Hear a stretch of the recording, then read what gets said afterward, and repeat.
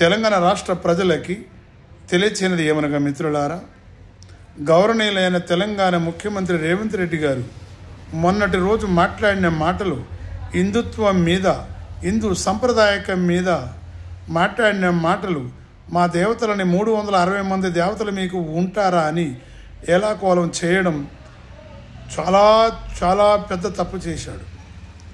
ఒక హిందువై ఉండి హిందీ కుటుంబంలో పుట్టి హిందుత్వం గురించి తెలిసి హిందూ రాజ్యంలో ఉప్పు పప్పు తిని పెరిగి హిందూ దేవతల్ని అవమానపరచడం ఇది చాలా చాలా తప్పు, బాధాకరమైన విషయం.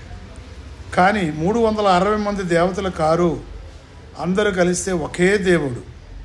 కాబట్టి మీకు అది తెలియకపోవచ్చు. ఏ దేవుణ్ణి మొక్కినా కూడా ఆ దేవుడికే అందుద్ది. మీరు 360 దేవతలకి మొక్కక్కర్లేదు.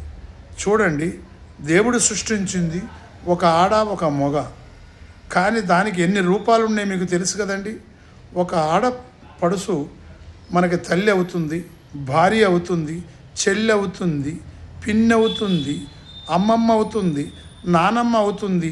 ఎన్నో రూపాలు ఉన్నాయి. అదేవిధంగా వందలాది రూపాలు ఉంటాయి ఒక స్త్రీకి. అదేవిధంగా ఒక పురుషుడు కూడా ఉంటాయి.